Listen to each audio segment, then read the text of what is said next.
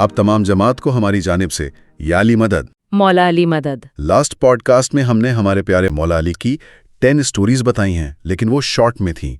जी, वो एक तरह का खुलासा था। बिल्कुल। आज से हम ये 10 स्टोरीज के 10 अलग अलग पॉडकास्ट बनाएंगे, जिसमें मौला अली की स्टोरीज होंगी और इसके अलावा मजीद स्टोरीज भी हम इंडिविजुअल स्टार्ट करेंगे। और फिर इस्माइली तारीख की तरफ भी जाएंगे, हर इमाम के दौर का जायजा लेंगे। जी इंशाल्लाह। टॉपिक शुरू करने से पहले एक छोटी सी गुजारिश, हमारे तमाम 4 चैनल्स को सब्सक्राइब जरूर करें। लिंक्स डिस्क्रिप्शन में मौजूद हैं और स्क्रीन पर भी नजर आ रहे होंगे। और हमारा नया चैनल इस्माइली एसेंस खिदमत भी शुरू हो चुका है, जहां वाज और गनान शेयर किए जाते हैं। जी, और इस्माइली एसेंस तालीम पर रूह परवर म्यूजिकल तस्बीहात भी सुनी जा सकती हैं। और हाँ, आप लोगों से गुजारिश है, हमारी वीडियोस को व्हाट्सएप, फेसबुक या किसी भी जरिए से शेयर किया करें, ताकि आपके चाहने वाले भी इन तालीमात से फ़ायदा उठा सकें और हमारी भी हौसला अफजाई हो। सही, इल्म बांटने से बढ़ता है। तो चलिए आज की गुफ्तगू का आगाज़ करते हैं। हम एक ऐसी कहानी में गहराई से उतरेंगे जो शायद बहुत से लोगों ने सुनी हो, लेकिन इसका मकसद सिर्फ कहानी सुनाना नहीं है। नहीं, बिल्कुल नहीं। हमारा मिशन ये है कि हम इस एक वाक़े को जो बहार अल अनवार में मिलता है, उसके परत दर परत खोलें और समझें कि इसमें लीडरशिप, हमदर्दी और एक हुक्मरान का अपनी आवाम से क्या रिश्ता होता है, उसका कितना बड़ा दर्स पोशीदा है। और कहानी का उन्वान भी यही बताता है, मदद का फर्ज। बिल्कुल। और इस कहानी को ठीक से समझने के लिए पहले उस वक्त के कूफा को जहन में लाना जरूरी है। वो कोई पुरअमन शहर नहीं था। अच्छा, तो इस मंजर कशी से शुरू करते हैं। कैसा था माहौल उस वक्त कूफा का, क्योंकि इससे हमें इमाम के अमल को समझने में मदद मिलेगी। जी देखें, कूफा इस वक्त आप यूं कहें कि एक फौजी छावनी की हैसियत रखता था। सियासी कशमकश उरूज पर थी। जंगों के बाद का जमाना था। जी, सफीन और जमल जैसी बड़ी जंगों के बाद शहर बेवाओं और यतीमों से भरा हुआ था। मतलब हर गली में, हर महल्ली में गम और महरूमी का साया था। तो जब इमाम अली कूफा की गलियों में चल रहे हैं, तो वो सिर्फ एक महल में बैठने वाले खलीफा नहीं हैं। नहीं, वो एक ऐसे समाज के बीच हैं जो जंग के जख्मों से चूर है। तो इस पस मंजर में उनका एक एक फर्द पर तवज्जो देना इस वाक़े को और भी गैर मामूली बना देता है। ये तो बहुत अहम नुक्ता है। तो इसी माहौल में इमाम एक औरत को देखते हैं, पानी का भारी मशकीज़ा उठाए हुए, और बहुत मुश्किल से चल रही हैं। और ये शायद उस वक्त एक आम मंजर हो, लेकिन यहाँ से कहानी एक खास रुख लेती है। वो कैसे? खास रुख इसलिए लेती है क्योंकि इमाम का रद्द-ए-अमल फौरी था। उन्होंने सोचा नहीं, इंतजार नहीं किया। ये उनकी फितरत थी, जरूरतमंद को देखकर फौरन हरकत में आना। सही। और उनका अंदाज देखें, वो जाकर ये नहीं कहते लाओ मैं उठाता हूँ। वो पूछते हैं, क्या मैं इसे उठाने में आपकी मदद कर सकता हूँ? ये आपके लिए बहुत भारी लगता है। उस सवाल में इज्जत है, इजाजत है। बिल्कुल। ये ऊपर से नीचे की तरफ कोई इनाम नहीं, बल्कि एक बराबरी की सतह पर मदद की पेशकश है। और इसी अखलाक का असर होता है कि वो खातून फौरन मदद कबूल कर लेती हैं। इमाम मशकीज़ा उठाकर उसके घर की तरफ चल पड़ते हैं, लेकिन बात सिर्फ बोझ उठाने तक नहीं रहती। नहीं, वो रास्ते की खामोशी को एक मानी खेज गुफ्तगू से भर देते हैं। और यही गुफ्तगू इस कहानी का दिल है। जब इमाम उसके हालात पूछते हैं, तो वो पूरी दास्तान सुना देती है। जी, वो कहती हैं, अली इब्ने अबी तालिब ने मेरे शौहर को जंग पर भेजा, जहां वो शहीद हो गए। अब मैं अपने बच्चों के साथ अकेली हूँ और उनकी परवरिश के लिए सख्त मेहनत करती हूँ। एक लम्हे के लिए सोचें, वो अनजाने में उसी शख्स से गिला कर रही हैं जिसे वो अपनी मुश्किलात का जिम्मेदार समझ रही हैं। यही तो बात है, तारीख जैसे ठहर सी गई हो।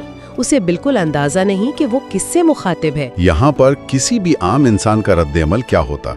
वो फौरन अपनी सफाई पेश करता, वजह बताता। मगर यहाँ इमाम अली के किरदार की अजमत सामने आती है। वो खामोशी से सुनते हैं। उनका चेहरा गमगीन हो जाता है, लेकिन वो एक लफ्ज भी अपने दिफा में नहीं कहते। कुछ भी नहीं? कुछ भी नहीं।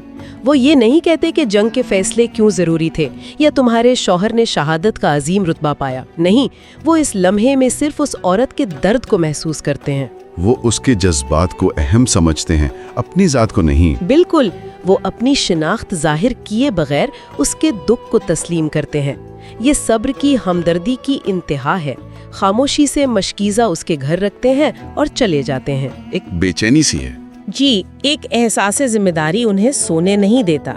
انہیں لگتا ہے کہ اس عورت کو صرف ایک دن پانی اٹھانے میں مدد کی نہیں بلکہ مستقل بنیادوں پر سہارے کی ضرورت ہے۔ تو ان کے لیے یہ معاملہ وہاں ختم نہیں ہوا؟ نہیں، یہ ایک فرض تھا جو ان پر عائد ہو گیا تھا۔ لہٰذا اگلی صبح وہ ایک ٹوکری میں گوشت، آٹا اور کھجوریں رکھتے ہیں اور خود اس عورت کے گھر کی طرف چل پڑتے ہیں۔ اور راستے میں ایک اور دلچسپ منظر سامنے آتا ہے۔ ان کے کچھ ساتھی انہیں دیکھتے ہیں اور احتراماً کہتے ہیں ہمیں یہ ٹوکری اٹھانے دیں، یہ بھاری لگ رہی ہے۔ جی، لیکن امام انکار کر دیتے۔ اب یہاں ایک سوال اٹھتا ہے، کچھ لوگ کہہ سکتے ہیں کہ ایک حکمران کا وقت تو بہت قیمتی ہوتا ہے، وہ یہ کام کسی اور کو بھی تو سونپ سکتے تھے۔ یہ سرونٹ لیڈرشپ کا بنیادی فلسفہ ہے جسے آج کارپوریٹ دنیا میں بھی سکھایا جاتا ہے۔ جب امام کہتے ہیں میں اسے خود اٹھاؤں گا تو وہ صرف ایک ٹوکری نہیں اٹھا رہے، وہ ذمہ داری کا بوجھ اٹھا رہے ہیں۔ اچھا، اگر وہ یہ کام کسی اور کو سونپتے تو وہ صرف راشن کی مدد ہوتی۔ جب انہوں نے خود اٹھایا تو یہ ایک پیغام بن گیا۔ کیا پیغام؟ پیغام یہ تھا کہ حکمران اپنی عوام کا بوجھ محسوس کرتا ہے، وہ ان کی تکلیف میں ذاتی طور پر شریک ہے۔ یہ ایک عمل 1000 تقریروں سے زیادہ طاقتور تھا۔ صحیح۔ اس نے حکومت کے روایتی تصور کو ہی توڑ دیا۔ وہ اس عورت کے گھر پہنچ کر دروازہ کھٹکھٹاتے ہیں، اندر سے آواز آتی ہے کون ہے؟ اور دیکھیں، امام اپنا نام یا عہدہ نہیں بتاتے۔ جی، وہ کہتے ہیں میں وہی آدمی ہوں جس نے کل تمہارا مشکیزہ اٹھایا تھا، اب بچوں کے لیے کچھ کھانا لایا ہوں۔ مطلب اپنی پہچان اپنے کام سے کروا رہے ہیں، نام سے نہیں۔ عورت دروازہ کھولتی ہے اور کھانا دیکھ کر دعا دیتی ہے، اللہ تمہیں جزائے خیر دے۔ لیکن امام کا کام ابھی بھی مکمل نہیں ہوا۔ وہ صرف سامان دے کر نہیں پلٹتے۔ نہیں، وہ کہتے ہیں میں اور مدد کرنا چاہتا ہوں، یا تو مجھے روٹی پکانے دو یا بچوں کی دیکھ بھال کرنے دو۔ یہ تو واقعی حیران کن ہے۔ کھانا پہنچا دینا ایک چیز ہے، لیکن اس سے آگے بڑھ کر گھر کے کام کاج میں ہاتھ بٹانے کی پیشکش کرنا، یہ خدمت کا ایک بالکل الگ درجہ ہے۔ اور اس پیشکش میں بھی کمال کا احترام ہے۔ وہ حکم نہیں دے رہے ہیں کہ میں یہ کروں گا، وہ اس عورت کو اختیار دے رہے ہیں کہ وہ چنے۔ صحیح، اس کے گھر میں اس کی مرضی۔ جی، وہ اسے احساس دلا رہے ہیں کہ وہ اب بھی اپنے گھر کی مالکن ہے۔ اور عورت کہتی ہے آپ باہر بچوں کے ساتھ کھیلیں، میں روٹی پکا لوں گی۔ شاید ایک اجنبی مرد کو اپنے باورچی خانے میں دیکھنا اسے مناسب نہ لگا ہو، جو ایک فطری بات ہے۔ اور پھر وہ منظر سامنے آتا ہے جو لیڈرشپ کی کتابوں میں سنہرے حروف سے لکھا جانا چاہیے۔ امیر المومنین، اس وقت کی سب سے بڑی اسلامی سلطنت کے سربراہ، اس یتیم گھر کے باہر زمین پر بیٹھ کر بچوں کے ساتھ کھیل رہے ہیں، وہ انہیں خوش کر رہے ہیں، ان کے ساتھ دوڑ رہے ہیں، بچے کھلکھلا کر ہنس رہے ہیں۔ یہاں وہ صرف ان کی بھوک نہیں مٹا رہے، وہ ان کے دل سے یتیمی کا احساس کم کر رہے ہیں۔ بالکل۔ یہاں لیڈرشپ کا ایک نیا تصور ملتا ہے۔ لیڈرشپ صرف پالیسی بنانا یا جنگ کے میدان میں فوج کو لیڈ کرنا نہیں ہے۔ لیڈرشپ کا مطلب لوگوں کی زندگی میں خوشی لانا، ان کے جذباتی زخموں پر مرہم رکھنا بھی ہے۔ یہ عوام کے ساتھ وہ گہرا رشتہ ہے جسے ایموشنل کنیکشن کہتے ہیں۔ جی، وہ ان کی مادی ضرورت بھی پوری کر رہے ہیں اور روحانی بھی۔ اسی دوران وہاں سے ایک پڑوسن گزرتی ہے، وہ بچوں کے ساتھ کھیلنے والے اس شخص کو دیکھتی ہے اور حیرانی سے اس کا منہ کھلا کا کھلا رہ جاتا ہے، کیونکہ وہ انہیں پہچان لیتی ہے۔ جی، وہ آگے بڑھتی ہے اور ادب سے کہتی ہے السلام علیکم یا امیر المومنین، اور اس ایک جملے سے سارا منظر بدل جاتا ہے۔ بالکل۔ پھر وہ اندر جا کر گھر کی مالکن سے پوچھتی ہے کیا تم اس شخص کو نہیں پہچانتی؟ گھر کی مالکن، جو اب تک اس اجنبی کی مہربانی سے متاثر تھی، الجھن میں پڑ جاتی ہے۔ وہ کہتی ہے نہیں، کیا تم جانتی ہو اس نے بہت مدد کی ہے؟ اور پڑوسن جواب دیتی ہے یقیناً میں انہیں جانتی ہوں، یہ امیر المومنین علی ابن ابی طالب ہیں۔ یہ سننا تھا کہ اس عورت کے پیروں تلے سے زمین نکل گئی۔ جی، شرمندگی اور احسان مندی کے ملے جلے جذبات اس پر حاوی ہو گئے۔ وہ شخص جس پر وہ کل اپنی بدحالی کا الزام لگا رہی تھی، وہی شخص آج اس کے بچوں کے ساتھ کھیل رہا ہے اور اس کے لیے اپنے ہاتھوں سے ٹوکری اٹھا کر کھانا لایا ہے۔ اس کا چہرہ شرم سے سرخ ہو جاتا ہے۔ وہ فوراً آگے بڑھتی ہے اور کہتی ہے یا امیر المومنین، میں معافی چاہتی ہوں، مجھے اندازہ نہیں تھا کہ یہ آپ ہیں، برائے کرم مجھے معاف کر دیں۔ یہ ایک انسان کا فطری رد عمل ہے، کوئی بھی اس کی جگہ ہوتا تو شاید یہی کہتا۔ اور یہاں کہانی اپنے عروج پر پہنچتی ہے۔ جی، امام کا جواب اس پورے واقعے کا نچوڑ ہے۔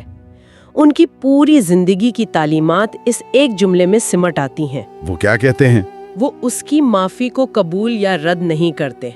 वो कहते हैं, नहीं, तुम्हारी मदद करना मेरा फर्ज था। मेरा फर्ज था, बस ये चंद अल्फाज कितने ताकतवर हैं। जी। उन्होंने ये नहीं कहा कोई बात नहीं या मैंने तुम्हें माफ किया।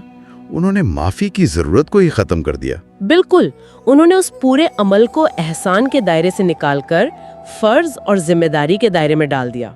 इस एक जुमले से उन्होंने इस औरत को शर्मिंदगी के बोझ से आजाद कर दिया। जी, अगर वो कहते मैंने माफ किया तो इसका मतलब होता कि उसने गलती की थी, लेकिन जब उन्होंने कहा ये मेरा फर्ज था तो उन्होंने वाजे कर दिया कि उन्होंने जो कुछ भी किया वो कोई जाती मेहरबानी नहीं थी। ये एक हुक्मरान के तौर पर उनकी बुनियादी जिम्मेदारी थी। जी, एक अमीर के तौर पर और सबसे बढ़कर एक इंसान के तौर पर। यही सोशल कॉन्ट्रैक्ट है। हुकूमत का काम एहसान करना नहीं बल्कि अपनी आवाम की खिदमत करना उसका फर्ज है। तो इस एक कहानी से हमें लीडरशिप के कितने पहलू सीखने को मिले। पहला, हमदर्दी सिर्फ महसूस करने का नहीं, फौरी अमल करने का नाम है। सही। दूसरा, सच्ची लीडरशिप अपनी आवाम का बोझ खुद उठाती है। और तीसरा और सबसे अहम, मदद एहसान नहीं फर्ज है। ये वाकया सिर्फ एक तारीखी कहानी नहीं है, ये आज भी हर लीडर, हर मैनेजर, हर कम्युनिटी वर्कर और हर इंसान के लिए एक मिसाल है कि अपने आसपास के लोगों के साथ हमारा रिश्ता कैसा होना चाहिए। जिम्मेदारी का, फर्ज का, एहसान का नहीं।